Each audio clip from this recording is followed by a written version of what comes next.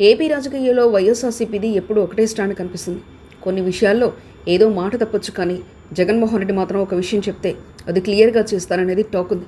అలాగే ఆయన సాధ్యం కాని హామీలు ఇచ్చి తర్వాత వెంటనే వెనక్కి తీసుకునే సందర్భాలు చాలా తక్కువనే చెప్పాలి.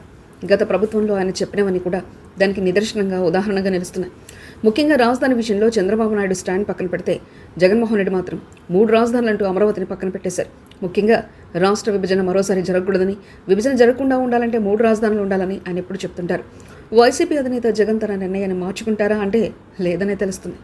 రాష్ట్రం మరోసారి విభజన కాకుండా ఉండాలంటే 3 రాజధానులు అవసరమని ఇప్పటికీ జగన్ నమ్ముతున్నారు. గత ఎన్నికలకు 3 రాజధానుల నినాదంతో వైఎస్ జగన్ వెళ్లారు.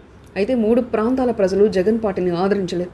దీంతో రాజధాని అమరావతి అంశం 3 ప్రాంతాల్లో పనిచేసిందని వైసీపీ నేతలు కూడా నమ్ముతున్నారు. ముఖ్యంగా కృష్ణా, గుంటూరు, పశ్చిమ గోదావరి, ప్రకాశం జిల్లాలకు చెందిన వైసీపీ నేతలు అమరావతిని రాజధానిగా కొనసాగిస్తే గెలిచేవారమని చెప్తున్నారు. మాజీ మంత్రి జోగి రమేష్ వంటి వారైతే 3 రాజధానుల కథ ముగిసినట్లుగా మాట్లాడారు. అయితే గత ఎన్నికల్లో వైసీపీ దారుణంగా దెబ్బతినడానికి అమరావతి కారణం కాదని జగన్ అభిప్రాయపడుతున్నట్టు సమాచారం.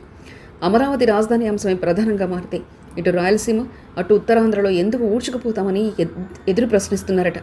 అసలు గత ఎన్నికల్లో ఓటమికి అమరావతి కారణం మాత్రం కాదని, ఓట్ల శాతం ఒక్కసారిగా పెరగడంతో పాటు ఈవీఎంల వల్లనేనని జగన్ ఇప్పటికీ అభిప్రాయపడుతున్నారని తెలిసింది.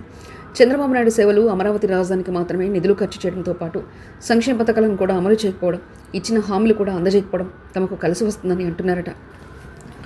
రాజధానిలో వేల కోట్ల రూపాయలు ఖర్చు పెట్టడమే కాకుండా అక్కడ దశల వారీగా అభివృద్ధి చేయాల్సిన సమయంలో ఒక్కసారి అప్పులు చేసి నిధులు కుమ్మరించడానికి కూడా ఇతర ప్రాంతాల ప్రజలు తప్పుపడుతున్నారని జగన్ సీనియర్ నేతల వద్ద వ్యాఖ్యానించినట్లు తెలిసింది. అందుకే వెన్నుపోటు దినం పిలుపునిస్తే రాష్ట్ర నలుమూలలకు, ఉత్తరాంధ్ర, రాయలసీమలోని కొన్ని ప్రాంతాల్లో కార్యకర్తలు, ప్రజలు వెల్లువెత్తుకోవడానికి కూడా కారణం ప్రభుత్వంపై వెల్లుబొక్కుతున్న అసంతృప్తి మాత్రమేనని అంటున్నారు. వచ్చే ఎన్నికల్లో కూడా అమరావతి రాజధాని అని మేనిఫెస్టోలో పెట్టే అవకాశం మాత్రం కనిపించలేదు.